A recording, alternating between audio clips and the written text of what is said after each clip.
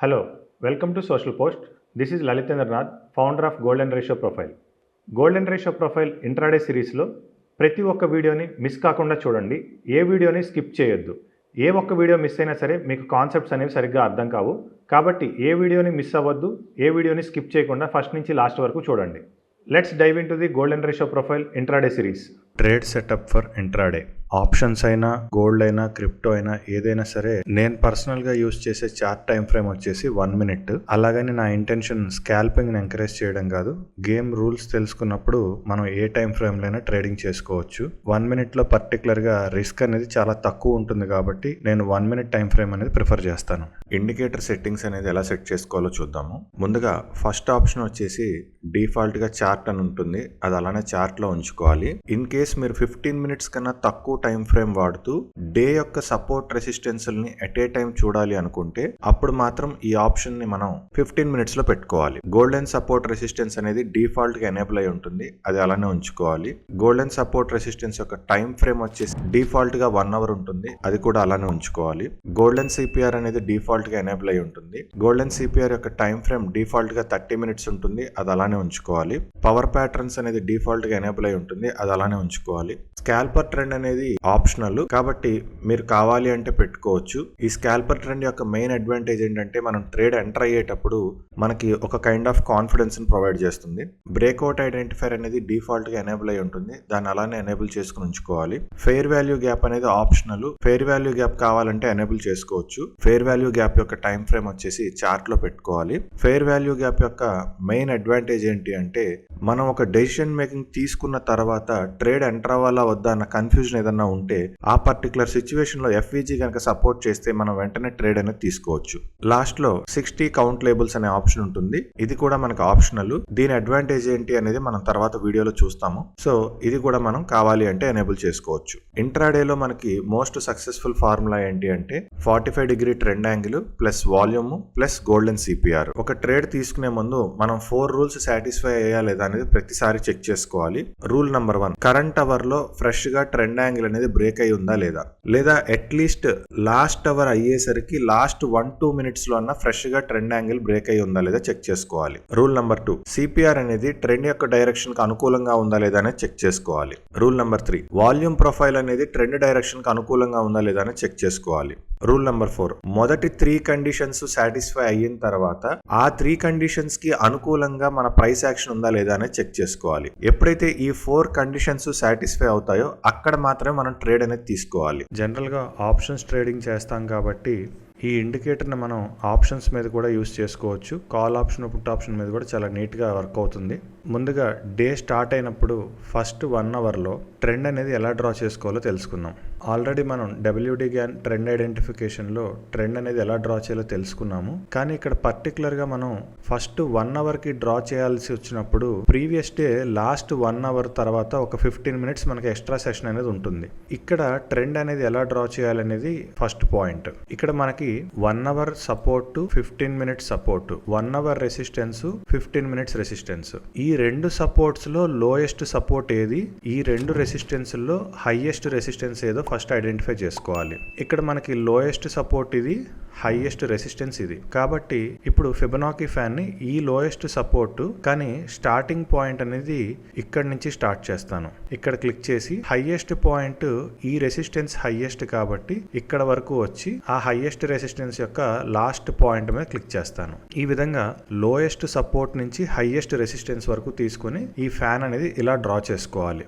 ఇది first 1 hourకి. First 1 hour complete అయిపోయిన దగ్గర నుంచి మనం సపోర్ట్ యొక్క లాస్ట్ లైన్లో ఫస్ట్ పాయింట్ నుంచి రెసిస్టెన్స్ యొక్క లాస్ట్ లైన్లో ఎండ్ పాయింట్ వరకు మనం నార్మల్గా డ్రా చేసుకోవచ్చు. అయితే జనరల్గా ఇంట్రాడేలో మనం ఆప్షన్స్ ప్రిఫర్ చేస్తాం కాబట్టి ఈ ఫ్యాన్ అనేది కాల్ ఆప్షన్ మీద డ్రా చేసుకోవాలి, పుట్ ఆప్షన్ మీద డ్రా చేసుకోవాలి. ఫ్యాన్ గురించి మనం ఆల్రెడీ డిస్కస్ చేసుకున్న పాయింట్ ఏంటంటే నార్మల్ ఫ్యాన్లో ప్రైస్ ఎక్కడ డ్రాప్ అవుతుంది అనేది మనం మెయిన్గా కన్సిడర్ చేయాలి.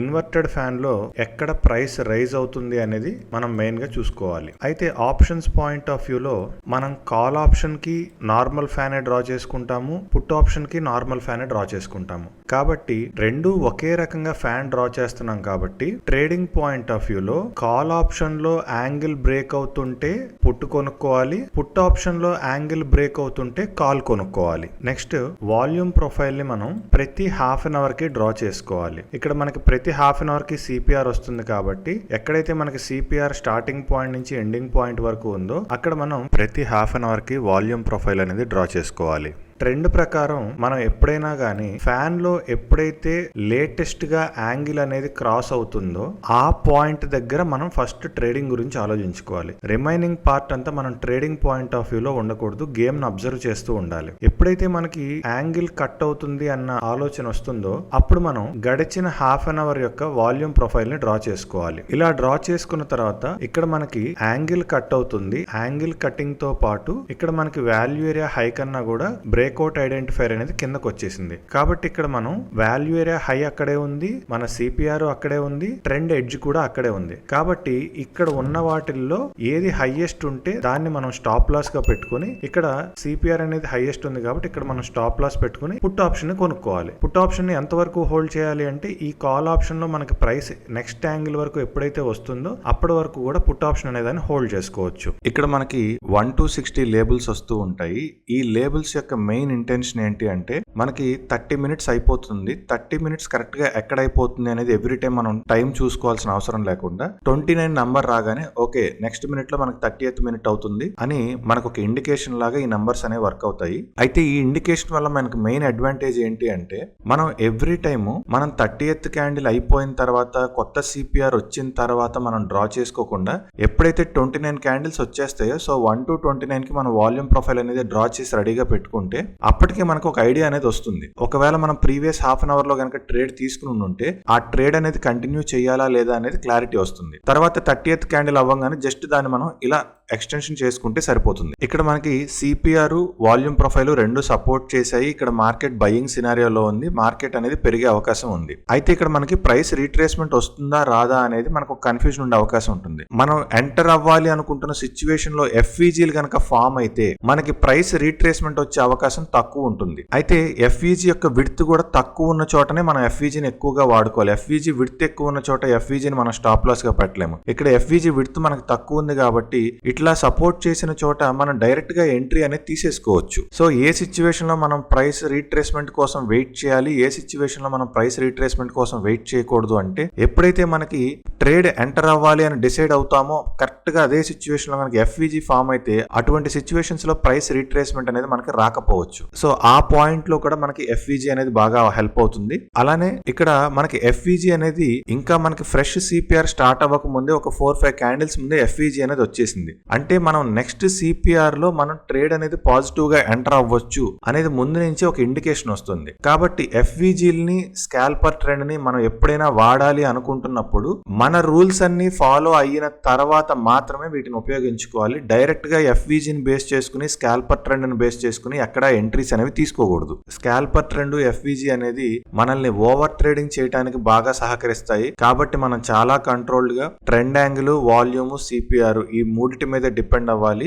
ఈ మూడు సాటిస్ఫై అయిన చోట మాత్రమే ఇన్ కేస్ మనకి ఏదైనా ఎక్స్ట్రా కాన్ఫిడెన్స్ కావాలి అంటే ఎఫ్ఈజీని స్కాల్పర్ ట్రెండ్ ని వాడుకోవాలి. ఎటువంటి సిచ్యువేషన్ లో కూడా కేవలం ఎఫ్ఈజీ అండ్ స్కాల్పర్ ట్రెండ్ ని బేస్ చేసుకుని ట్రేడ్స్ అనేవి తీసుకోకూడదు. ఫర్ ఎగ్జాంపుల్ ఈ సిచ్యువేషన్ లో మనం already previous half an hour లోనే ట్రేడ్ తీసేసుకున్నాము. సో మనం తీసుకున్న ట్రేడ్ ని కంటిన్యూ చేయాలా లేదా అంటే మనకి ఇక్కడ ఎప్పుడైతే 59 నంబర్ వచ్చిందో వాల్యూమ్ ప్రొఫైల్ డ్రా చేసేసరికి క్యాండిల్ అనేది వాల్యూమ్ ప్రొఫైల్ కన్నా కింద ట్రేడ్ అవుతుంది. అంటే మనం వాల్యూ ఏరియా లోని ట్రైలింగ్ స్టాప్ లాస్ గా పెట్టుకుని మన ట్రేడ్ ని అలానే కంటిన్యూ చేసుకోవచ్చు. ఇక్కడ వాల్యూ ఏరియా లో తో పాటు మన స్కాల్పర్ ట్రెండ్ అనేది కూడా మనకు ఒక ట్రైలింగ్ స్టాప్ లాస్ లాగా వర్క్ అవుతూ ఉంటుంది. ఇట్లా ఎప్పుడైతే మనకి ట్రేడ్స్ అనేవి అలా కంటిన్యూగా వెళ్ళిపోతూ ఉంటాయో అటువంటి సిచ్యువేషన్ లో స్కాల్పర్ ట్రెండ్ అనేది మనకు ఒక ట్రైలింగ్ స్టాప్ లాస్ లాగా మెయిన్ గా యూజ్ అవుతుంది. ఫర్ ఎగ్జాంపుల్ ఇక్కడ మనకి ప్రీవియస్ ట్రేడ్ లోనే మనం గనక ప్రాఫిట్ బుక్ చేసుకుని ఉంటే నెక్స్ట్ హాఫ్ అన్ అవర్ లో మనకి సిపిఆర్ వాల్యూమ్ ప్రొఫైల్ గనక అందుబాటులో లేకపోతే మనం ట్రేడ్ అనేది ఎలా ఎలా తీసుకోవచ్చు అంటే ఖచ్చితంగా ఇక్కడ మనకి స్కాల్పర్ బాగా హెల్ప్ అవుతుంది. ఫస్ట్ స్కాల్పర్ అనేది మనకి మార్కెట్ ఏదైతే ట్రెండ్ లో ఉందో అదే విధంగా మనకి స్కాల్పర్ అనేది ఉండాలి. ఇక్కడ మార్కెట్ నెగిటివ్ ట్రెండ్ లో ఉంది కాబట్టి స్కాల్పర్ కూడా నెగిటివ్ గా ఉండాలి. ఎప్పుడైతే స్కాల్పర్ నెగిటివ్ గా ఉంటుందో ఆ సిచ్యువేషన్ లో ఫ్రెష్ గా ఒక ప్రైస్ యాక్షన్ ప్యాటర్న్ ఐడెంటిఫై చేసుకోండి. సో ఇక్కడ మనకి ఇది ఫ్రెష్ గా ఉన్న ప్రైస్ యాక్షన్ ప్యాటర్న్. ఎప్పుడైతే మీరు ఈ ప్రైస్ యాక్షన్ ప్యాటర్న్ అబ్జర్వ్ చేస్తారో ఇమ్మీడియట్ గా ఈ మదర్ క్యాండిల్ యొక్క హైని స్టాప్ లాస్ గా పెట్టుకుని వెంటనే ఇక్కడ మీరు ఎంట్రీ అనేది తీసుకోవచ్చు. దీన్ని మీరు ఎప్పుడు ఫాలో అవ్వాలి అంటే మెయిన్ గా already previous half an hour లో మీరు ట్రేడ్ అనేది కంప్లీట్ చేసేసుకున్నారు, కానీ ప్రైస్ ఇంకా ఫర్దర్ గా మూవ్ అయిపోతూనే ఉంది. అటువంటి సిచ్యువేషన్ లో నేను మళ్ళీ ఫ్రెష్ గా ట్రేడ్ ఎక్కడైనా ఎంటర్ అవ్వాలి అంటే అక్కడ మీకు బాగా హెల్ప్ అయ్యేది ప్రైస్ యాక్షన్. అయితే ఈ ప్రైస్ యాక్షన్ బేస్ చేసుకుని మీరు ఎంట్రీస్ తీసుకునేటప్పుడు స్కాల్పర్ అనేది మీకు సపోర్టివ్ గా ఉందా లేదా అనేది ఒకసారి చెక్ చేసుకోండి. సిపిఆర్ లో మనకి one of the most important points ఏంటంటే ఎప్పుడైనా సరే రెండు సిపిఆర్లు దాటి మార్కెట్ పైకి వెళ్తున్నా, రెండు సిపిఆర్లు దాటి మార్కెట్ కిందకి వెళ్తున్నా అక్కడ మనకు ఒక హెవీ మూవ్మెంట్ వచ్చే అవకాశం ఉంటుంది. ఫర్ ఎగ్జాంపుల్ ఇక్కడ మీకు ఈ రెండు సిపిఆర్ల కన్నా మార్కెట్ అనేది కిందనుంది. సో ఇక్కడ మీకు ఒక మంచి హెవీ మూవ్మెంట్ వచ్చే అవకాశం ఉంటుంది. తిరిగి మళ్ళీ మార్కెట్ డైరెక్షన్ ఎక్కడ చేంజ్ అవుతుంది అంటే మళ్ళీ రెండు సిపిఆర్ల కన్నా కూడా మార్కెట్ పైకి రావాలి. అప్పుడే మార్కెట్ యొక్క ట్రెండ్ పర్ఫెక్ట్ గా చేంజ్ అవుతుంది. ఫర్ ఎగ్జాంపుల్ ఇక్కడ మనకి సిపిఆర్ కన్నా కిందకు వచ్చింది, కానీ ప్రీవియస్ సిపిఆర్ దగ్గర కరెక్ట్ గా సపోర్ట్ తీసుకుని పైకి వెళ్ళిపోయింది. అలానే ఇక్కడ ఈ రెండు సిపిఆర్ల కన్నా కూడా కిందకు వచ్చింది, అక్కడి నుంచి కూడా మనకి ఒక మంచి మూవ్మెంట్ అనేది వచ్చింది. అయితే మనం ఎప్పుడు రెండు సిపిఆర్లు బ్రేక్ అవుతుందా అనేది ఎవ్రీ టైం ఎదురు చూడాల్సిన అవసరం లేదు. మనకి పర్ఫెక్ట్ గా ట్రెండ్ ను చూపించేది ఫ్యాన్. కాబట్టి ఫ్యాన్ యాంగిల్ ఎక్కడైతే కట్ అయ్యి మనం ట్రేడ్ ఎంటర్ అవుతున్నామో ఆ సిచ్యువేషన్ లో రెండు సిపిఆర్లు గనక సపోర్ట్ చేస్తుంటే గనక మనకు అక్కడ మంచి ప్రాఫిట్ వచ్చే అవకాశం ఉంటుంది. సో ఈ టూ సిపిఆర్స్ యొక్క కాన్సెప్ట్ అనేది మనం ట్రెండ్ యాంగిల్ ఎక్కడైతే బ్రేక్ అవుతుందో అక్కడ గుర్తు పెట్టుకుంటే చాలు. ఎవ్రీ టైం ఎక్కడ రెండు సిపిఆర్లు బ్రేక్ అవుతుంది అనేది మనం చూసుకోవాల్సిన అవసరం లేదు. ఇక్కడ మనకి ఒక సిపిఆర్ కన్నా కిందకు వచ్చింది, కింద సిపిఆర్ నుంచి సపోర్ట్ తీసుకుని పైకి వెళ్ళింది. ఇక్కడ ప్రీవియస్ సిపిఆర్ నుంచి రిజెక్ట్ అయింది, కరెంట్ సిపిఆర్ సపోర్ట్ అయింది. ఇక్కడ రెండు సిపిఆర్ల కన్నా కిందకు ఉంది. ఎప్పుడన్నా మార్కెట్ అనేది మనకి సైడ్ వేస్ అవుతున్నప్పుడు మనకి ఈ విధంగా ఒక సిపిఆర్ దగ్గర నుంచి సపోర్ట్ తీసుకోవడం, మళ్ళీ ఇంకో సిపిఆర్ దగ్గర రెసిస్టెన్స్ ఫేస్ చేయడం లాంటివి జరుగుతూ ఉంటాయి. అందుకే రెండు సిపిఆర్ల కాన్సెప్ట్ అనేది ఫ్రెష్ గా మనకి ఎక్కడైతే ఫ్యాన్ యాంగిల్ కట్ అవుతుందో అక్కడ మాత్రమే మనం ఆలోచించుకుంటే చాలు. ఫర్ ఎగ్జాంపుల్ ఇక్కడ మనకి బ్రేక్అవుట్ ఐడెంటిఫైర్ అనేది ఫ్యాన్ క్రాస్ చేసింది. సో ఇక్కడ మనం ఏదైనా ఎంట్రీ తీసుకున్నాం అనుకోండి, ఇక్కడ మనకి రెండు సిపిఆర్ల కన్నా పైన ఉంది కాబట్టి ఓకే మనకి ప్రాఫిట్ అనేది మినిమమే వస్తుంది, ఎక్కువగా రాదు అనేది మనం గుర్తుపెట్టుకోవాలి. ఇక్కడ మనకి మళ్ళీ బ్రేక్అవుట్ ఐడెంటిఫైర్ అనేది ఫ్యాన్ ఫ్రెష్ గా క్రాస్ చేసింది, కానీ కరెంట్ సిపిఆర్ ఇంకా సపోర్ట్ గా ఉంది. ఎప్పుడైతే కరెంట్ సిపిఆర్ ని బ్రేక్ చేసిందో ఆ సిచ్యువేషన్ లో కరెంట్ సిపిఆర్ ప్రీవియస్ సిపిఆర్ రెండింటికన్నా కిందకు ఉంది. అంటే ఇక్కడ మనకి మార్కెట్ లో మంచి మూవ్మెంట్ వచ్చే అవకాశం ఉంది. ఎప్పుడైతే మార్కెట్ ఎక్స్ట్రీమ్ వీక్ లోకి వెళ్ళిందో ఇంకా హెవీ మూవ్మెంట్ కూడా వచ్చింది. ఇలా బ్రేక్అవుట్ ఐడెంటిఫైర్ అనేది ఎప్పుడైతే ఫ్యాన్ యాంగిల్ ని క్రాస్ చేస్తుందో అక్కడ మనం ట్రేడ్స్ తీసుకునేటప్పుడు రెండు సిపిఆర్ల కన్నా కిందనుందా లేదా అనేది చెక్ చేసుకుంటే ఎక్కడ మనకు మంచి ప్రాఫిట్ వచ్చే అవకాశం ఉంది లేదా అనేది మనకు ముందుగా తెలుస్తుంది.